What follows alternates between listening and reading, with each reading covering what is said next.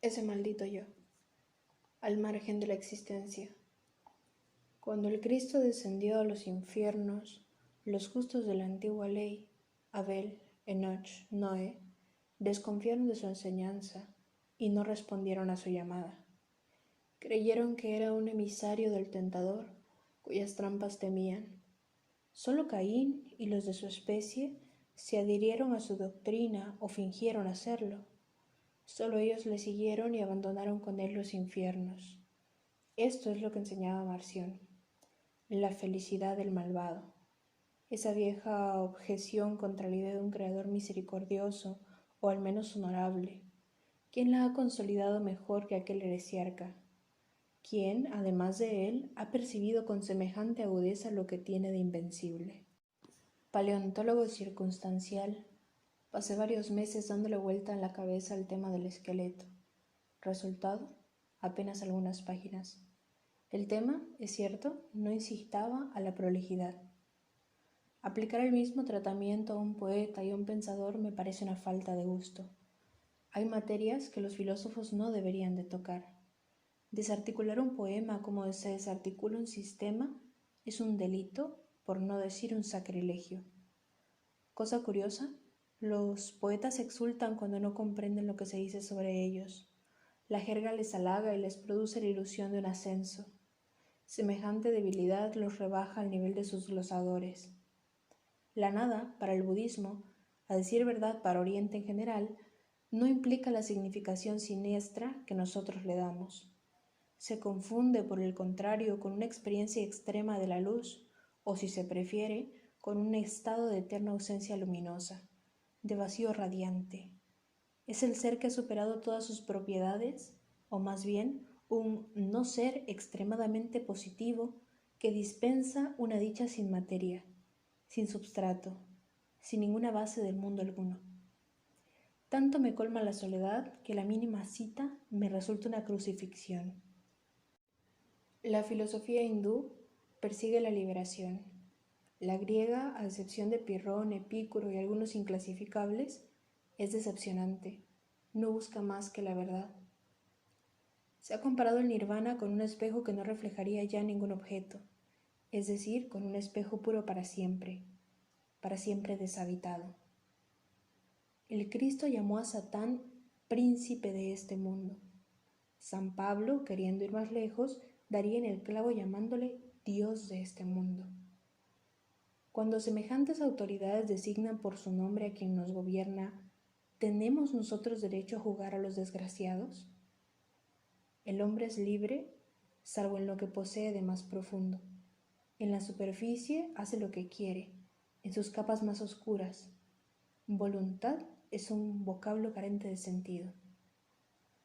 Para neutralizar a los envidiosos deberíamos salir a la calle con muletas. Únicamente el espectáculo de nuestra degradación humaniza algo a nuestros amigos y a nuestros enemigos. Con razón en cada época se cree asistir a la desaparición de los últimos rastros del paraíso terrestre. Sobre el Cristo aún, según un relato agnóstico, ascendió a los cielos por el odio del fatum, para impedir, alterando, la disposición de las esferas que pudiera leerse en los astros. En semejante jaleo, ¿qué ha podido sucederle a mi pobre estrella? Un obispo africano me ha contado que en su país se compraba un transistor con una cabra. Este simple hecho basta para sumirnos en un delirio de aniquilamiento. Kant esperó a la vejez para darse cuenta de los lados sombríos de la existencia y señalar el fracaso de toda teodicea racional. Otros, más afortunados, se dieron cuenta de ello antes incluso de comenzar a filosofar. Se diría que la materia, celosa de la vida, se dedica a espiarla para encontrar sus puntos flacos y castigarla por sus iniciativas y sus traiciones, pues la vida no es vida más que por infidelidad a la materia. Yo soy diferente de todas mis sensaciones. No logro comprender cómo, no logro ni siquiera comprender quién las experimenta. Y por cierto, ¿quién es ese yo del comienzo de mi proposición? Acabo de hojear una biografía. La idea de que todos los personajes que en ella son evocados solo existen ya en ese libro me ha parecido tan insostenible que he tenido que acostarme para evitar un desfallecimiento. ¿Con qué derecho me echa usted en cara mis verdades? Se permite usted una libertad que yo rechazo. Todo lo que alega es exacto, lo reconozco, pero no le he autorizado a ser franco conmigo. Tras cada explosión de furor, vergüenza acompañada del invariable pavoneo. Eso es una demostración de carácter, seguido, a su vez, de una vergüenza aún mayor. Soy un cobarde. No puedo soportar el sufrimiento de ser feliz. Para calar a alguien, para conocerlo realmente, me basta ver cómo reacciona a estas palabras de Keats. Si no comprende inmediatamente, inútil continuar. Me sorprende que un hombre tan extraordinario haya podido morir, escribía la viuda de un filósofo. Solo me di cuenta de la estupidez de mi carta tras haberla enviado. Mandarle otra hubiera sido arriesgarme a una segunda sandez. Tratándose de pésames, todo lo que no es cliché raya en la inconveniencia o la aberración. Siendo el hombre un animal enfermizo, cualquiera de sus palabras o de sus gestos equivale a un síntoma. Septuagenaria, Lady Montague, confesaba haber dejado de mirarse en el espejo desde hacía 11 años. ¿Excentricidad? Quizá, pero únicamente para aquellos que ignoran el calvario del encuentro cotidiano con su propia jeta. No puedo hablar más de lo que experimento. Ahora bien, en este momento no experimento nada. Todo me parece anulado, todo se halla detenido para mí. Intento no amargarme ni vanagloriarme por ello. En el transcurso de las numerosas vidas que hemos vivido, se lee en El tesoro de la verdadera ley cuántas veces hemos nacido en vano, muerto en vano. El mejor medio de desembarazarse de un enemigo es hablar bien de él por todas partes. Acabará enterándose y dejará de tener la fuerza necesaria para perjudicarnos. Le habremos roto su resorte. Seguirá atacándonos, pero ya sin vigor ni consecuencias, pues inconscientemente habrá dejado de odiarnos. Ha sido vencido e ignora al mismo tiempo su derrota. Cuanto más avance el hombre, menos encontrará a qué convertirse. Es conocido el ucase del caudel. Estoy con todos los Júpiter contra todos los Prometeos. Por mucho que hayamos perdido toda ilusión sobre la revuelta, semejante enormidad despierta al terrorista que duerme con nosotros. No guardamos rencor a quienes hemos insultado. Estamos, por el contrario, dispuestos a reconocerles todos los méritos imaginables. Desgraciadamente, esta generosidad no se halla nunca en el insultado. Quienes prescinden totalmente del pecado original apenas me interesan. Por lo que a mí respecta, recurro a él en toda circunstancia, y no veo cómo podría evitar sin él una consternación ininterrumpida. Kandinsky afirma que el amarillo es el color de la vida. Se comprende ahora por qué ese color hace tanto daño a los ojos. Cuando se debe tomar una decisión capital, nada hay más peligroso que consultar con los demás, dado que, salvo algunos extraviados, nadie desea sinceramente nuestro bien. Inventar palabras nuevas sería, según Madame de Staël, el síntoma más seguro de la esterilidad de las ideas. La observación parece más justa hoy que al principio del siglo pasado. Ya en 1649, Baugelas había decretado: a nadie le está permitido crear nuevas palabras, ni siquiera al soberano. Que los filósofos, más aún que los escritores, mediten sobre esta prohibición antes incluso de ponerse a pensar. Se aprende más en una noche en vela que en un año de sueño, lo cual equivale a decir que una paliza es mucho más instructiva que una siesta. Los dolores de oídos que padecía Swift son en parte la causa de su misantropía. Si las enfermedades de los demás me interesan tanto, es para hallarme inmediatamente puntos comunes con ellos. A veces tengo la impresión de haber compartido todos los suplicios de aquellos a quienes he admirado. Esta mañana, tras haber oído a un astrónomo hablar de miles de millones de soles, he renunciado a asearme. ¿Para qué seguir lavándose? El tedio es una forma de ansiedad, pero de una ansiedad depurada de miedo. Cuando nos aburrimos no tememos, en efecto, nada, salvo el aburrimiento mismo. Todo aquel que ha soportado una adversidad mira por encima del hombro a quienes no la han padecido, la insoportable inflatuación de los operados. En la exposición París-Moscú, sobrecogimiento ante el retrato de Remisov de joven, pintado por Ilya Repine. Cuando le conocí, Remisov tenía 86 años.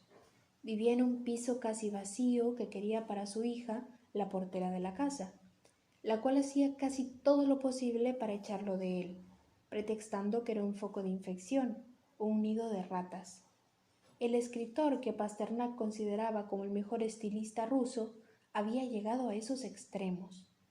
El contraste entre el anciano ajado, miserable, olvidado por todo el mundo, y la imagen del joven brillante que estaba viendo, me quitó completamente las ganas de visitar el resto de la exposición. Los antiguos desconfiaban del éxito porque temían la envidia de los dioses, pero también el peligro del desequilibrio interior causado por cualquier éxito como tal. ¿Qué superioridad sobre nosotros demuestra el haber comprendido ese peligro? Es imposible pasar noches en vela y ejercer un oficio. Si en mi juventud mis padres no hubieran fincado mis insomnios, me habría seguramente liquidado. Sainte-Beuve escribía en 1849 que la juventud abandonaba el mal romántico para soñar, siguiendo el ejemplo de los seguidores de Saint-Simon con el triunfo ilimitado de la industria. Ese sueño, plenamente realizado, desacredita todas nuestras empresas y la idea misma de esperanza. Si supieran los hijos que no he querido tener la felicidad que me deben. Mientras el dentista me machacaba las mandíbulas, yo me decía que el tiempo era el único tema sobre el que se debía meditar, que él era la causa de que me encontrase sobre aquel sillón fatal y de que todo crujiera, incluido el resto de mis dientes. Si he desconfiado siempre de Freud, la culpa la tiene mi padre. Él contaba sus sueños a mi madre, aguándome así todas las mañanas. Siendo el gusto por el mal innato, no tenemos ninguna necesidad de fatigarnos para adquirirlo. ¿Con qué habilidad el niño ejerce de entrada sus malos instintos? ¿Con qué competencia? ¿Con qué furia? Una pedagogía digna de ese nombre debería prever cursillos de camisa de fuerza. Habría quizá que extender, más allá de la infancia, esta medida a todas las edades, por el bien de la comunidad. Pobre del escritor que no cultive su megalomanía, que la vea menguar sin reaccionar. Pronto se dará cuenta de que uno no se vuelve normal impunentemente. Víctima yo de una angustia que no sabía cómo quitarme de encima, llaman a la puerta. Abro. Era una señora de cierta edad a la que no esperaba en absoluto. Durante 3 horas me martirizó con tales necedades que mi angustia se transformó en cólera. Estaba salvado. La tiranía destruye o fortalece al individuo. La libertad lo debilita y lo convierte en un fantoche. El hombre tiene más posibilidades de salvarse a través del infierno que del paraíso. 2 amigas, actrices en un país del este. Una de ellas se instala en Occidente, donde se hace rica y célebre. La otra permanece en su país, desconocida y pobre. Medio siglo después, esta última viene a ver a su afortunada compañera. Era mucho más grande que yo, me sacaba la cabeza y ahora está encogida y paralizada. Tras contarme otros detalles, me dice a guisa de conclusión: yo no tengo miedo de la muerte, yo tengo miedo de la muerte en la vida. Nada mejor para disimular una revancha tardía que el recurso a la reflexión filosófica. Fragmentos, pensamientos fugitivos. Decís, ¿se les puede llamar fugitivos cuando se trata de obsesiones? Es decir, de pensamientos cuya característica principal es justamente no huir. Acababa de escribir una carta muy moderada, muy como es debido, a alguien que no lo merecía en absoluto. Antes de enviarla, añadí algunas alusiones impregnadas de una vaga amargura.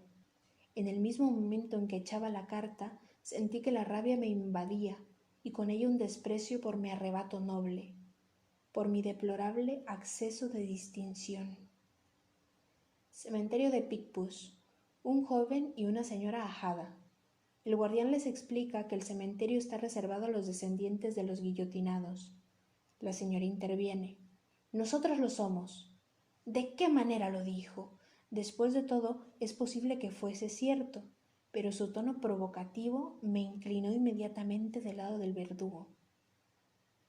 Abriendo en una librería de los sermones de Meister Eckhart, leo que el sufrimiento es intolerable por quien sufre por sí mismo, pero que es ligero por quien sufre por Dios, porque en ese caso es Dios quien lleva la carga, aunque ella contenga el sufrimiento de todos los hombres.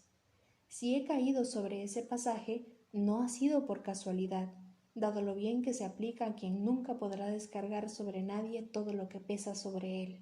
Según la Cábala, Dios permite que su esplendor disminuya para que los ángeles y los hombres puedan soportarlo, lo cual equivale a decir que la creación coincide con un debilitamiento de la claridad divina, con un esfuerzo hacia la sombra que el Creador ha consentido.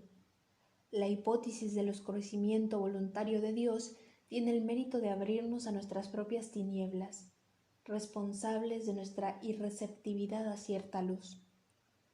Lo ideal sería poder repetirse, como Bach. Aridez grandiosa, sobrenatural.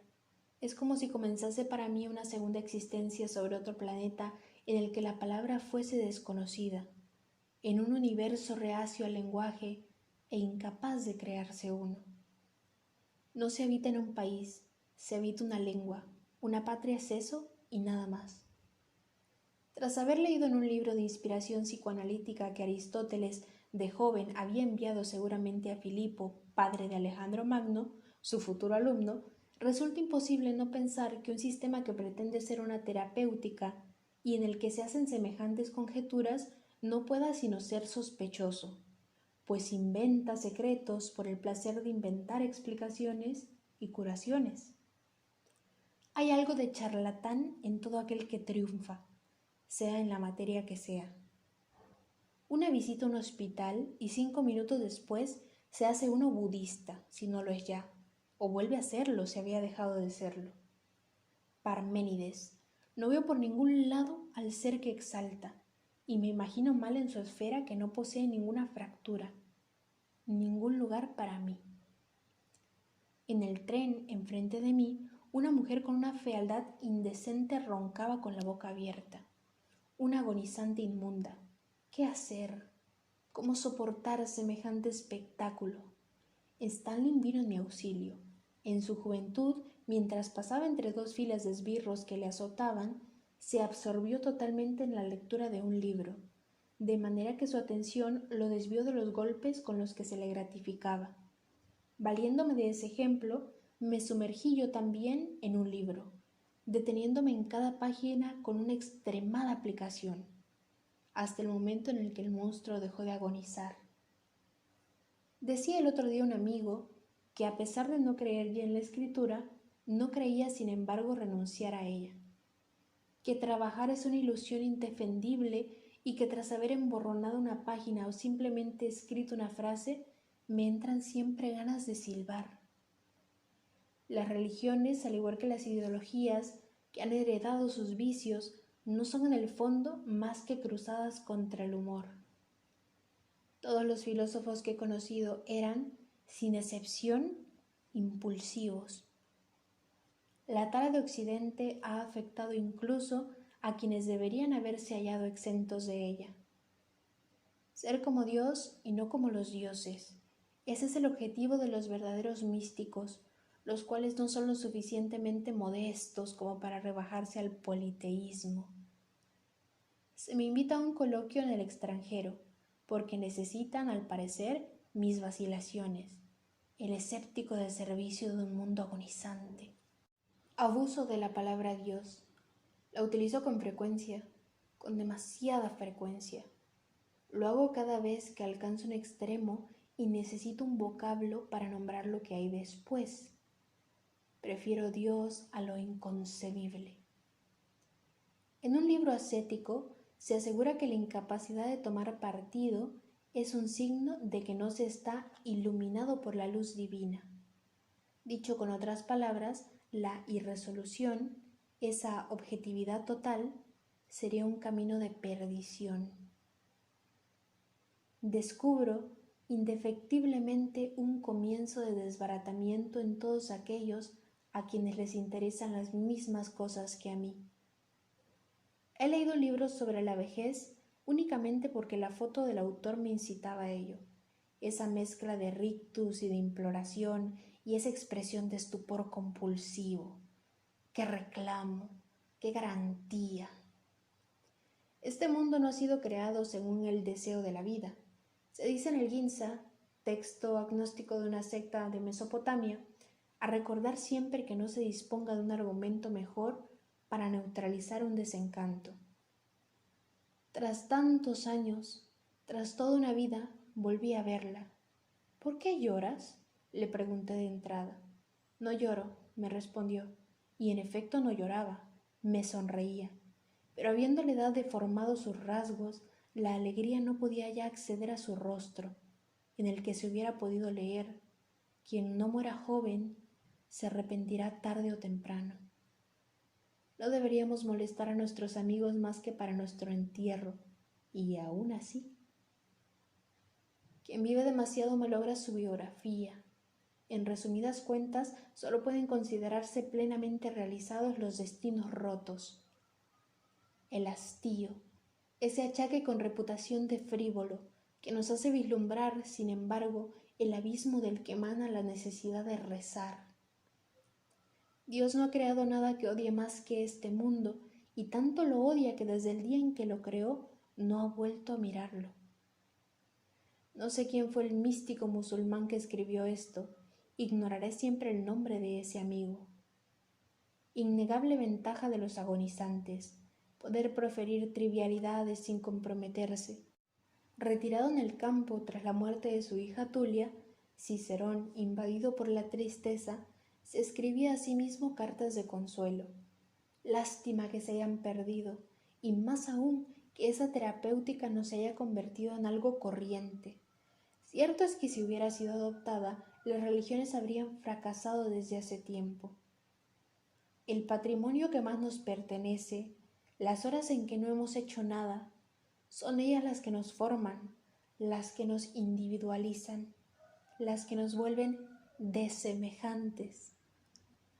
Un psicoanalista danés que parecía jaquecas tenaces y había sido tratado sin resultado por un colega, fue a ver a Freud, quien le curó en algunos meses. Este último quien lo afirma y no cuesta creerle.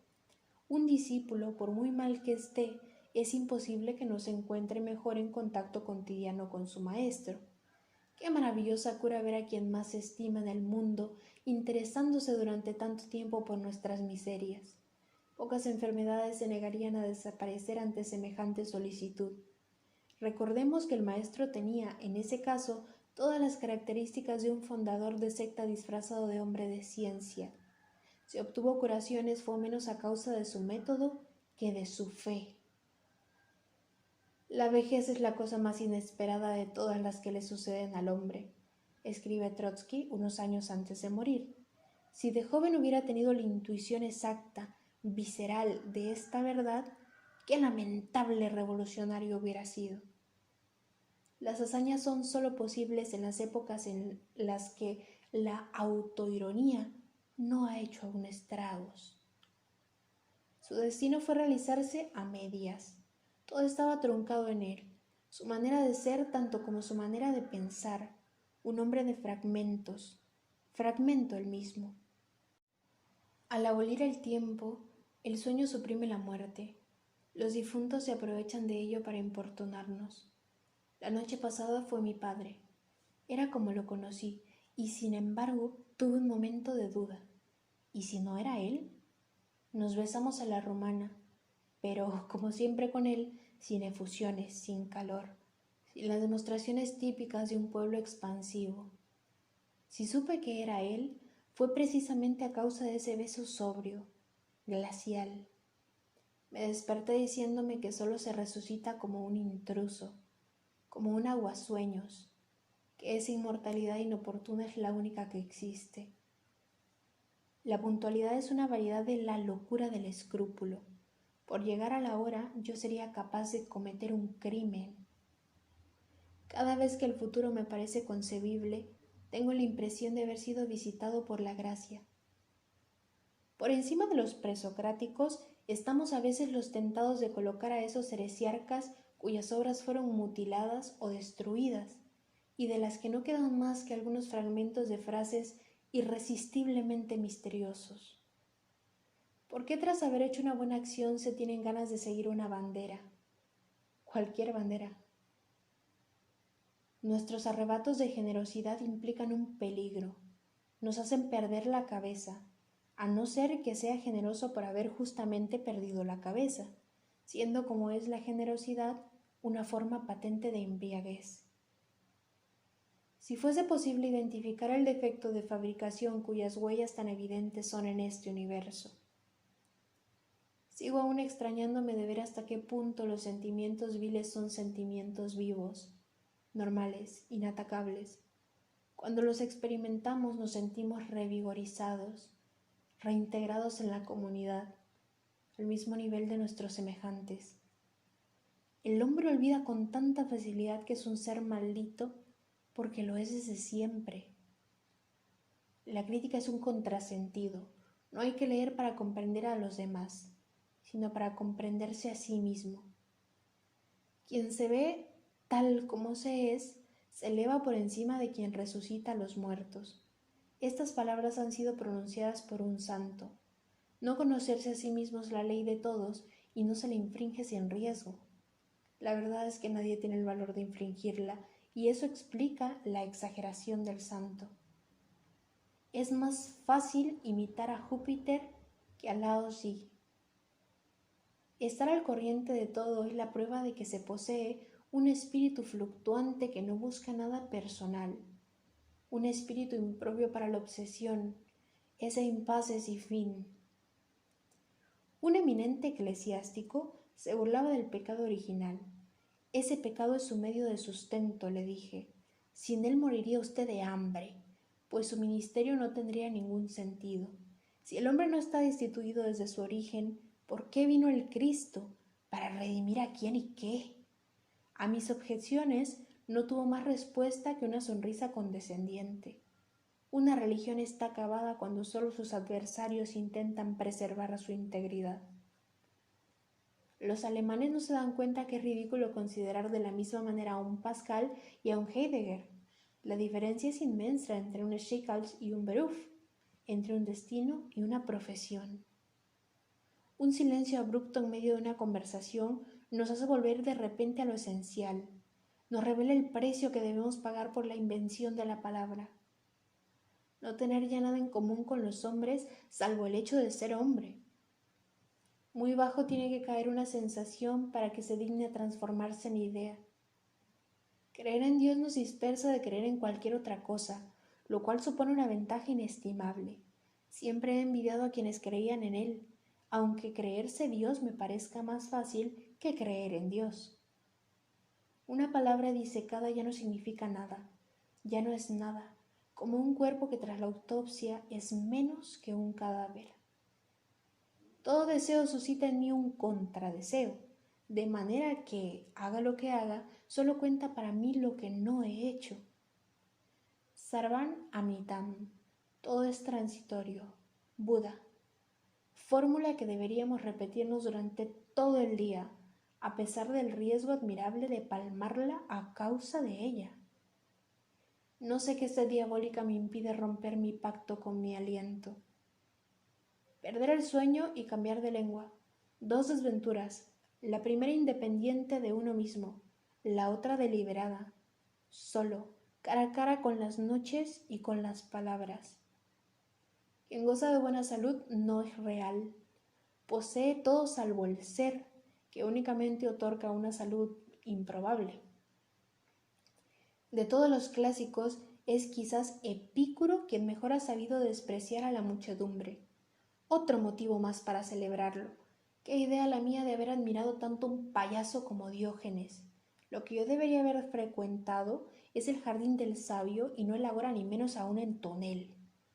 Sin embargo, el mismo Epicuro me ha decepcionado más de una vez. ¿No trata de idiota Teognis de Megara por haber afirmado que más valía no haber nacido, o, una vez nacido, atravesar cuanto antes las puertas del Hades? Si se me pidiera que clasificara las miserias humanas, escribe el joven Tocqueville, lo haría por ese orden: la enfermedad, la muerte, la duda. La duda como calamidad. Semejante opinión yo nunca hubiera podido sostenerla, pero la comprendo como si lo hubiera concebido en otra vida. Al final de la humanidad llegará cuando todo sea como yo. Declaré un día en un arrebato que me corresponde calificar a mí. En cuanto salgo a la calle pienso, qué perfección en la parodia del infierno. Son los dioses quienes tienen que venir a mí, y no yo quien tiene que ir a ellos, respondió Plotino a su discípulo Amelius, que quería llevarle una ceremonia religiosa. ¿En quién, dentro del mundo cristiano, encontraríamos un orgullo de semejante calidad? Había que dejarle hablar de todo e intentar aislar las palabras fulgurantes que se le escapaban. Era una erupción verbal sin sentido, acompañada de gesticulaciones de santo histriónico y chiflado. Para ponerse a su nivel habría que divagar como él, proferir sentencias sublimes e incoherentes, un diálogo póstumo entre espectros apasionados. En la iglesia de Saint Severin, escuchando el órgano El arte de la fuga, me repetía: he aquí la refutación de todos mis anatemas.